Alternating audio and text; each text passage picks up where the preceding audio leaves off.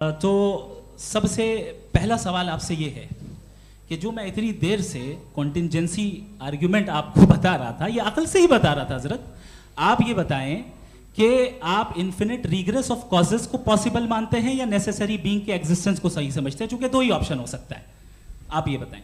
देखिए, आपको मैं ईमानदारी से बात करूं, एक तो मैं कॉन्टिजेंसी वर्ड ठीक से समझता नहीं, और इस वक्त भी जो आपने अंग्रेजी के अल्फाज इस्तेमाल किए वो ज़रा थोड़े से मुझे डिफ़िकल्ट और कॉम्प्लिकेटेड लगे, तो आप ज़रा सिंपल ज़बान में सवाल कर सकते हैं। बिल्कुल कर सकता हूँ जी। यूनिवर्स की हर चीज़ कॉन्टिंजेंट होने का मतलब ये है कि वो अपने एग्जिस्टेंस में किसी के ऊपर डिपेंडेड है। जो भी चीज़ डिपेंडेड होगी वो चीज़ इंडिपेंडेंट नहीं हो सकती, तो उसका कोई ना कोई कॉज होगा। तो अब आप क्या समझते हैं कि ये इन्फिनिट रिग्रेस है, यानी कॉज पर कॉज, कॉज पर कॉज, कॉज पर कॉज, और कभी कोई यानी ये एंडलेसली चलता रहा? क्योंकि अगर ऐसा होगा तो हम तो एग्जिस्टेंस में आते ही नहीं। लॉजिकली ये मुत्तफक अलैह चीज़ है, मुत्तफक अलैह, अग्रीड अपॉन। ओके, इस पे हमने एग्री किया था कि मुश्किल शब्द आएगा तो अर्थ बताना पड़ेगा। तो इन्फिनिट रिग्रेस तो पॉसिबल नहीं है, तो कहीं ना कहीं आपको रुकना पड़ेगा ऐसे नेसेसरी बीइंग पर। नहीं, कोई ज़रूरत नहीं रुकने की। किसने कहा आप रुकना पड़ेगा? आप रुकते हैं खुदा पे, आप नहीं रुकते। आप कहते हैं वो हमेशा से, जब उस वक्त से जब वक्त नहीं था। आप कहाँ रुकते हैं कि अब हुआ था वो? आप नहीं कहते। हम क्यों नहीं मान सकते कि यूनिवर्स जो है और बल्कि मल्टीवर्सेस जो है वो हमेशा से हैं, वो बनती है, बिगड़ती है। एक हमारे यहाँ एक चीज़ है, ब्लैक होल, वो समेट लेता है वापस, फिर ब्लास्ट होता है, फिर फैल जाता है। और इसमें हमारी तो खैर कोई औकात ही नहीं है। इंसान की एक छोटे से ज़र्रे पे हम 50-60 साल की उम्र रखते हैं, जो करोड़ों अरबों साल की कायनात है उसमें, और पैदा भी नहायत ही बेहुदा वजह से हुए थे। तो इसमें ये सोचना कि इसकी वजूहात और ये क्यों है, ये डिपेंडेंट है, ये हम देख रहे हैं, क्या मालूम। आप सोचिए कि ये जो फैल रही है कायनात, ये कहाँ फैल रही है, ये कहाँ जा रही है, और ये फैल क्यों रही है? अरे बना ली थी तुमने, रुको भैया, काफ़ी है। ये फैल क्यों रही है? ये और कौन सी कायनात जिसे मैं दूरबीन से देखता हूँ तो 2 बिलियन लाइट ईयर पे है, उससे मेरा कोई वास्ता ही नहीं है। 2 बिलियन ईयर यानी अगर मैं 80,000 माइल्स पर सेकेंड से चलूँ तो 20 करोड़ साल में वहाँ पहुँच जाऊँगा। इसकी ज़रूरत क्या थी? ये दुनिया, ये कायनात तो इंसान अशरफुल मखलूक़ात के लिए बनाई गई ना। तो ये सब ये टर्म समझ में नहीं आया, इसमें कोई ख़ास समझने वाली बात थी भी नहीं। ये जो अल्टीमेट कहा यह जाता है कि ये जो पूरी यूनिवर्स है, ये जो दुनिया है, ये इंसान के लिए बनाई गई। अच्छा, ये सब इंसान के लिए। क्यों साहब, सही है ना? बिल्कुल, लेकिन इसका ये मतलब नहीं कि किसी चीज के पीछे रीजन आपको नहीं पता तो रीजन नहीं है। इसे कहते हैं नहीं, मुझे नहीं पता, लेकिन मेरी जिम्मेदारी नहीं है। वो बिल्कुल सही कहा था उसने, बर्टन रसल ने। आपने उसे मजाक में टाल दिया कि भाई आप एक दावा कर रहे हैं, मैं क्यों कहूँ कि ये गलत है दावा? आप प्रूफ कीजिए, मेरे पे जिम्मेदारी ही नहीं है, मैंने थोड़ी कहा है। आप प्रूफ कीजिए कि ये सही है। आप आर्ग्यूमेंट ऑफ कॉन्टिंजेंसी का जवाब ही नहीं दे रहे हैं। पूछना चाहेंगे? आप सवाल पूछना चाहेंगे मुफ्ती साहब से? क्योंकि ये क्रॉस एग्जामिनेशन का दौर है। आप जैसे पहले बोल रहे थे फेथ को लेके कुछ, मैं ये पूछना चाहूँगा कि खुदा ने जो भी रेवोल्यूशन किए हैं, एक मज़हब के नहीं बहुत से मज़हबों में किए हैं, अलग अलग रेवोल्यूशन है। कहीं कुछ एक बातें हैं, कॉन्ट्रडिक्शन भी है आपस में, कहीं कुछ आप कर सकते हैं, कहीं कुछ नहीं कर सकते। ऐसा नहीं है कि सबकी कोड ऑफ मॉरल एक है। तो ये किस्सा क्या है? अब आप ये देखिए कि मुझे कभी कभी लगता है कि ये जो फुटबॉल फाइनल होता है, लाखों लोग होते हैं, फिर वो टीवी कवर करती, करोड़ों लोग, अगर उसमें खुदा की एक बूमिंग आवाज़ आ जाती, मैं गॉड हूँ, तो सारे लोग अभी सुन लेते और टीवी पे भी सुन लेते, किस्सा ख़त्म होता। ये इतनी राजदारी क्या है कि तुम सामने कुछ तो सबूत दे दो हमें सॉलिड। ये कह साहब ये यूनिवर्स कैसे बनी, इससे मसला क्या हल होगा? मैं पूछूंगा आपसे खुदा कैसे बना? क्यों नहीं पूछूंगा कैसे बना? बल्कि वो तो कायनात से कहीं ज़्यादा इंटेलिजेंट है, कायनात से कहीं ज़्यादा कॉम्प्लेक्स। जी वो हमेशा से है। आप कहेंगे मैं मान लूँगा। अच्छा, दोयम वो कादिर मुतलक, यानी कादिर मुतलक का मतलब ओमनीपोटेंट, वो जो चाहे कर सकता है। आपको नौकरी दिलवा सकता है, आपकी अच्छी जगह शादी करवा सकता है, आपके पड़ोसी का मुकदमा हरवा सकता है, आपको जिता सकता है, सब काम करता है। थोड़ा सा माइक क्लोज जी। वो इस दुनिया को चला कैसे रहा है, ये दुनिया कैसे चल रही है, आपको इस पर हैरत नहीं होती?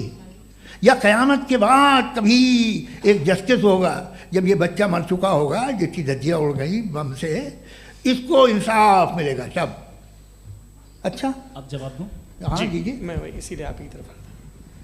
सबसे पहले आपने रेवलेशन और स्क्रिप्चर्स की बात की, इस पे मैं बात कर सकता हूं लेकिन आज नहीं करूंगा चूंकि वक्त कम है, कभी और इस पे डिस्कस करेंगे। मैं तैयार हूं उस पे भी बात करने के लिए। ये क्योंकि अभी हमारा से topic- राउंड 2 की भूमिका तय हो रही है। Does God exist round 2? जी, चूंकि आज गॉड के एग्जिस्टेंस पे बात है तो मैं उसी के रिलेटेड जो है आपके सवालात को एंटरटेन भी करूंगा और मैं भी पूछूंगा। आपने कहा कि आपने साबित ही नहीं किया, जबकि आर्ग्यूमेंट ऑफ कॉन्टिजेंसी बुनियादी आर्ग्यूमेंट है। आप मुझे कॉन्टिजेंसी का मतलब बताइए, आपका मतलब क्या कॉन्टिजेंसी?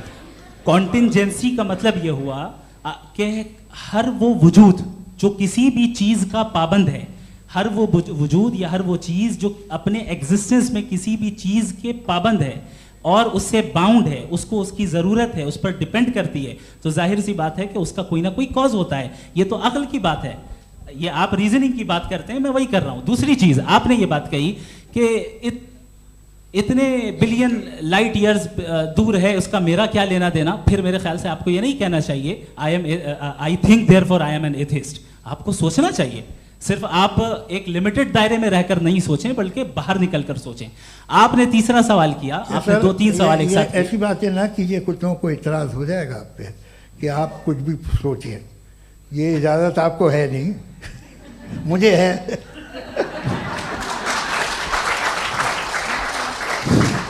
जी, आपने प्रॉब्लम ऑफ इविल के ताल्लुक से सवाल किया और बार बार आप एक लफ्ज रिपीट कर रहे हैं कि ओमनीपोटेंट गॉड है, ऑल पावरफुल गॉड है।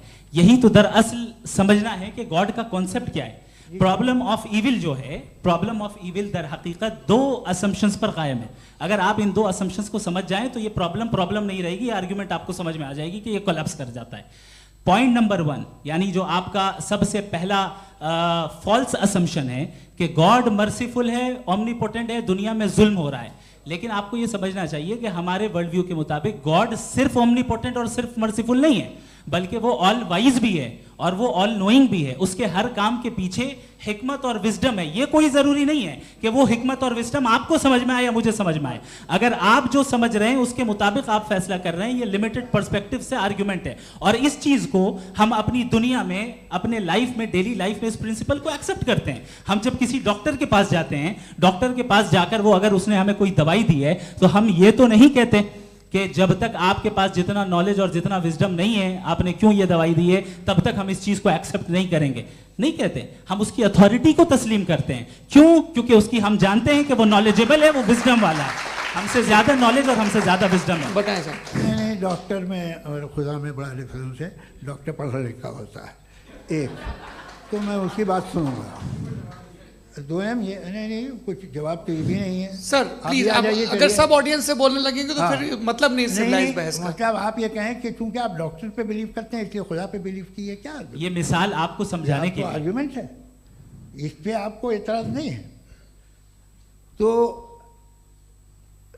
सिंपल बात ये है कि मैं अगर ये यकीन कर लूँ कि एक ओमनीपोटेंट, उसकी मसलहत है, ये जो बच्चे मर रहे हैं ये मसलहत है उसकी, मुझे नहीं चाहिए थी मसलहत। उसकी मसलहत नहीं, यही तो समझना है। मतलब एक्सपीरियंस। अच्छा, इस आपने अभी मेरी बात पूरी सुनी नहीं। मैंने कहा आपका पूरा आर्ग्यूमेंट 2 फॉल्स असम्पशंस पर है। एक फॉल्स असम्पशन मैंने बता दिया, दूसरा फॉल्स असम्पशन ये है कि इस दुनिया में इविल के होने का कोई गुड रीजन नहीं है, जबकि हमारे पास बाज रीजंस मौजूद हैं, हमारे पास बाज वजूहात मौजूद हैं। अगर इस दुनिया में इविल ना हो तो आप गुड को डिफाइन कैसे करेंगे? अगर जुल्म ना हो आप इंसाफ को समझेंगे कैसे? अगर तारीकी ना हो तो आप लाइट को समझेंगे कैसे? बहुत अच्छे। अभी और सुन लें, अभी और बाकी है। ये तो बात बहुत पसंद आई साहब मुझे, कि जब तक रेप ना हो तब तक औरतों की इज्जत का ख्याल आपने मेरा जवाब पूरा सुना ही नहीं। जब तक के बच्चों का कत्ल ना किया जाए तब तक आपको बच्चों की मासूमियत की इज्जत। आपने पूरा जवाब सुना ही नहीं। क्या बात है, क्या आपने नुक्ता निकाला? आपने पूरा जवाब सुना ही नहीं। आप सुन लें, मेरी बात सुन लें। ये मैंने आपको एक चीज बताई। दूसरी चीज, इस दुनिया में हम आए हैं टेस्ट के लिए, हमारा टेस्ट हो रहा है और हर इंसान का अलग अलग अंदाज में टेस्ट होता है। और इस दुनिया में अगर इविल मौजूद है तो वो इविल जरिया है हमारे अंदर ह्यूमन नोबल क्वालिटीज को डेवलप करने का और अलग अलग फील्ड में प्रोग्रेस करने का। और अगर हमारे अंदर और इस दुनिया में इविल नहीं होता तो बताइए टेस्ट का मतलब क्या होता? अगर मैं अपने स्टूडेंट को एमसीक्यूज दूं और उसमें सिर्फ राइट आंसर लिख कर दे दूं और कहूं तुम्हारा टेस्ट हो गया, ये मीनिंगलेस है।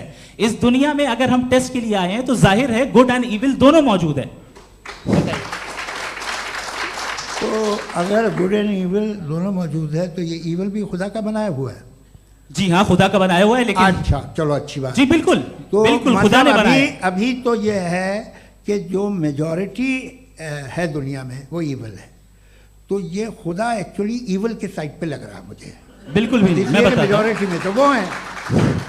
क्या बात कर रहे हैं भाई आप? मैं बहुत कोई भी जो मुंसिफ होगा, चाहे आपका अपना घर हो जिसके आप सबसे बड़े हैं, चाहे आपकी ऑर्गेनाइजेशन हो जो आप चलाते हैं, वहां पर आप इविल रखेंगे साबित करने को कि बाकी लोग शरीफ हैं। मेरी बात सुनिए, क्या ये आर्ग्यूमेंट ही गलत है? अगर कि जब तक के कोई इविल नहीं होगा तब तक के शरीफ आदमी शरीफ नहीं लगेगा। अगर एग्जामिनर गलत ऑप्शन दे रहा है तो एग्जामिनर इविल नहीं हो गया, जो गलत ऑप्शन को सेलेक्ट कर रहा है वो फेल होगा।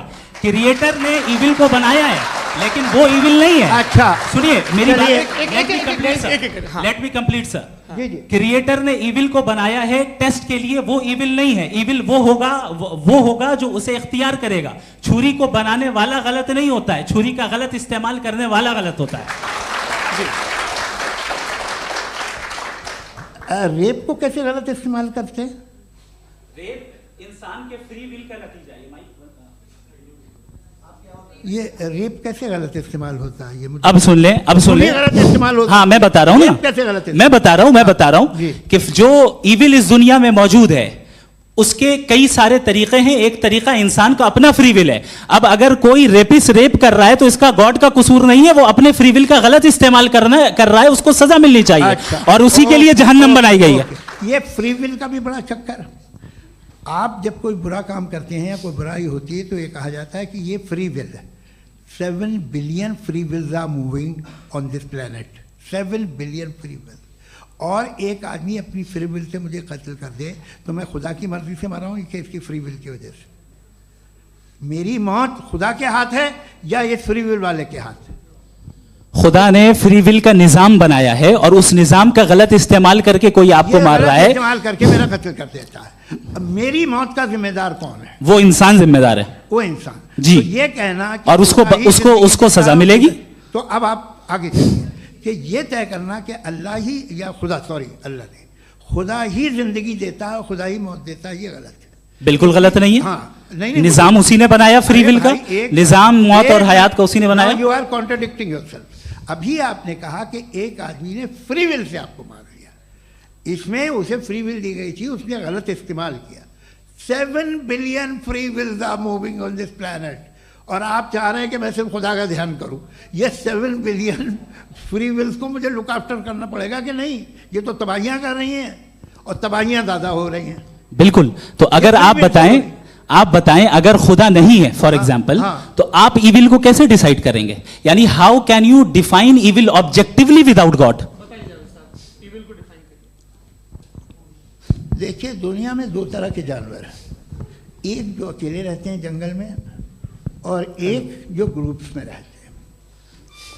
ग्रुप में जो भी रहेगा, चाहे वो आपका फाउंडेशन हो, चाहे कोई क्लब हो, चाहे कोई पॉलिटिकल पार्टी हो, चाहे कोई यूनिट हो, उसमें आपको इंटरैक्ट करने के रूल बनाने पड़ेंगे। यानी लोग तय करेंगे।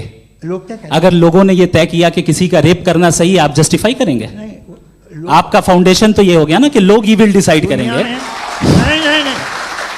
अरे दुनिया में ऐसे ग्रुप्स हैं जो रेप को जायज़ मानते हैं सर्टेन हालात में। मैं डिटेल में नहीं जानूंगा, आप भी जानते हैं। ये जो आईसिस वाले थे जिन्होंने क्या किया था, तो उन्होंने क्या किया उसका खुदा से कोई ताल्लुक नहीं है सर। मैंने सिंपल सवाल किया कि इविल को आप डिफाइन करते कैसे हैं? आइए वापस आइए जी।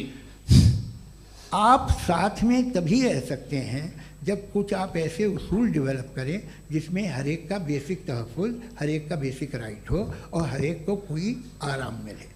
यही तरीक़ा है किसी भी ऑर्गेनाइजेशन जिसमें एक से ज़्यादा लोग हैं और वो ऐसे चलती है ज़िंदगी। उसमें अगर आप गड़बड़ करेंगे तो तबाही होगी, नुकसान होगा, बर्बादियाँ आएंगी। और अगर उसमें आप घर ले लीजिए ना, एक हस्बैंड है, एक वाइफ है, बच्चे हैं, वालदा भी हैं, 2 बहनें भी हैं, एक भाई भी है। अब इसमें कोई निज़ाम आपको चाहिए साथ में रहने का, और एक दूसरे पे भरोसा रहे, एक दूसरे के बहीख्वाह हों, एक दूसरे की मदद करें, ऐसी जिंदगी। सर आपकी बात आ गई, आप ये कह रहे हैं कि लोग डिसाइड करेंगे क्या सही है क्या गलत है, यही है मेजॉरिटी डिसाइड करेगी क्या सही है क्या गलत है? अरे भाई बिल्कुल। मेजॉरिटी अगर ये कहे कि नाजी जर्मनी के साथ जिस तरह मेजॉरिटी थी कि जेनोसाइड करना सही है, आप जस्टिफाई करेंगे? उस वक्त आपका ये सवाल सिर्फ उसके बाद क्लोजिंग। हाँ, उस वक्त प्लेनेट पे जो लोग थे, उनमें कितने लोग हिटलर को सही समझते? अच्छा, प्लेनेट की मेजॉरिटी तय करेगी, सोसाइटी की नहीं। प्लेनेट की मेजॉरिटी गॉड के एग्जिस्टेंस को सही मानती है, आप क्यों नहीं मानते? ये हेलो ये क्रॉस क्वेश्चन का राउंड यहाँ पर समाप्त होता है। और ये बड़ा अच्छा है कि इस तरह से फ्रेगमेंट कर दिया गया है ताकि जो मरकरी ऊपर जा रहा है नीचे जवाब दे दूं जी। प्लेनेट की ज़्यादातर मेजॉरिटी कुछ दूसरे मजहबों के खुदा को मानती है। आप उन्हें क्यों नहीं? आप तो मेजॉरिटी की बात कर रहे हैं। अच्छा, ये क्लोजिंग आप ये कह रहे हैं इविल और गुड को डिसाइड मेजॉरिटी करेगी, मेजॉरिटी जो कर दे वो सही हो जाएगा। क्लोजिंग इसको जैसा आप ही लोगों ने तय किया है उसी फॉर्मेट को फॉलो कर लेते हैं। हाँ भाई, मैंने तो भले लोगों पे एतबार किया और तब मॉडरेशन तय किया। जी, आपके पास 5 मिनट का वक्त है, क्लोजिंग आर्ग्यूमेंट है, उसके बाद हम ऑडियंस से क्वेश्चन आंसर लेंगे जावेद साहब की क्लोजिंग आर्ग्यूमेंट के बाद। ओके, बहुत शुक्रिया जी। हमारा जो टॉपिक है डज गॉड एग्जिस्ट, मैं इस पे इतने एकेडमिक तैयारी करके आया था, मुझे था कि मैंने सोचा था कि कई सारे मैं आर्ग्यूमेंट्स दूंगा, लेकिन वक्त की भी किल्लत और जावेद साहब बार बार इधर उधर चले जा रहे थे तो उसको भी थोड़ा एंटरटेन करना पड़ गया। डज गॉड एग्जिस्ट पे मैं एक ही आर्ग्यूमेंट दे पाया, आर्ग्यूमेंट्स बहुत हैं और डेफिनेटिव आर्ग्यूमेंट्स हैं, और मेरे आर्ग्यूमेंट को किसी एक राउंड में भी इन्होंने एंटरटेन नहीं किया और रेफ्यूट नहीं किया, एक राउंड में भी नहीं, एक राउंड में भी नहीं। और ना ही अभी आपका क्लोजिंग आर्ग्यूमेंट आएगा, नहीं वो बता देना। Argument of contingency sir. अरे मैं आपसे कई बार कह चुका हूं कंटिजेंसी का मतलब अब मैं कैसे समझाऊं आपको? आपस में आप और कितने आसानी से समझाऊं मैं, मुझे तो नहीं समझ में आ रहा है। आप अपनी आर्ग्यूमेंट ऑफ कंटिजेंसी उर्दू में बोल सकते हैं। हाँ, आप अपनी बात पूरी कर लें जी, आखिरी 4 मिनट। दूसरी चीज, just a minute please ma'am, can I talk? दूसरी चीज ये है कि आपने एक तो इसका जवाब नहीं दिया, दूसरा आपने गॉड के ना होने पर कोई डेफिनेटिव आर्ग्यूमेंट नहीं दिया, सिर्फ मजहब पे बात कर रहे हैं आप। मजहब तो आज हमारा टॉपिक ही नहीं था, आज तो हमारा टॉपिक हो, आप मजहब से ले लेकर आईएस तक चले गए। भाई हमारा क्या ताल्लुक है उससे? We condemn them. और उसका गॉड से क्या ताल्लुक है? अगर कोई गलत काम कर रहा है, किसी ने किसी को कत्ल किया, किसी ने किसी का रेप किया, उसको सजा मिलनी चाहिए। और आपके पास कोई भी rational strong foundation of morality नहीं है। आपने कहा कि मेजॉरिटी तय करेगी सोसाइटी की, वो सही होगा। मैंने कहा हिटलर को फिर आप सही कहेंगे, नहीं, प्लैनेट की सोसाइटी की मेजॉरिटी तय करेगी। तो प्लैनेट की मेजॉरिटी गॉड के एग्जिस्टेंस को मानती है, आप कह रहे हैं ये रिलीजियस है। तो यानी आपके पास कोई स्ट्रॉन्ग फाउंडेशन नहीं है ऑब्जेक्टिव मोरालिटी का। ऑब्जेक्टिव मोरालिटी का अगर कोई फाउंडेशन है तो वो सिर्फ गॉड है, गॉड है, गॉड है। थैंक यू जी। ये मुफ्ती शमाइल नदवी साहब का क्लोजिंग आर्ग्यूमेंट था। अब हमारे पास जी ये बड़ा अच्छा है कि दोनों लोगों को मॉडरेटर से शिकायत भी और बोल रहे भाई हमारी शाबाशी भी तो करते चलो। अब मेरी बात जी, आपके पास जावेद अख्तर साहब 5 मिनट का वक्त है, ये आपका क्लोजिंग आर्ग्यूमेंट है, टाइम रीसेट कर दें जी। देखिए, बहुत सारी बातें हैं। गॉड का डेफिनेशन दुनिया के किसी भी रिलीजन में है कि वो ओमनीपोटेंट है, ओमनीप्रेजेंट है, he is just, he is kind, he loves you and so on.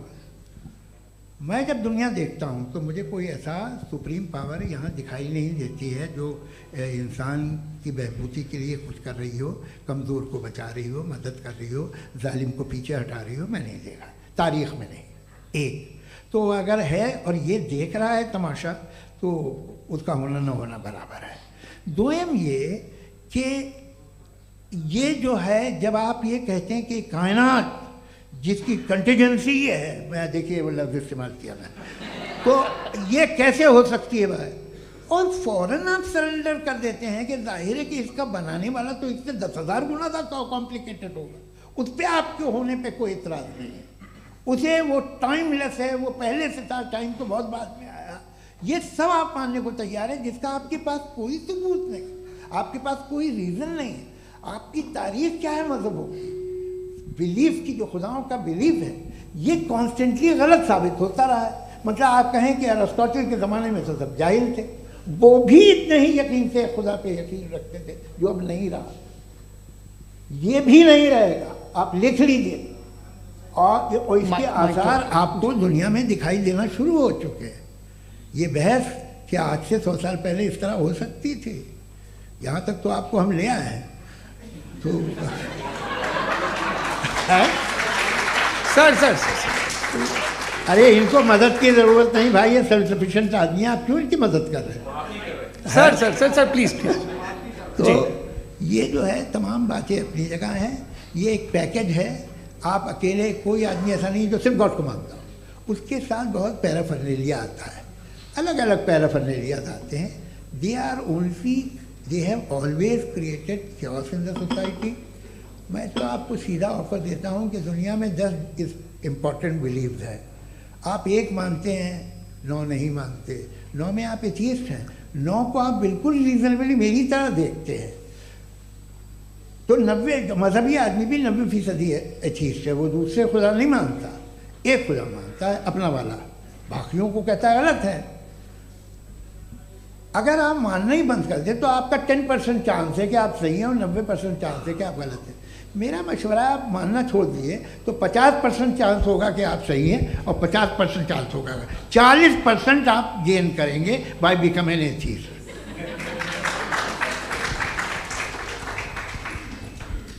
ये एक फरसूदा ख्याल है, ये ख़त्म हो रहा है।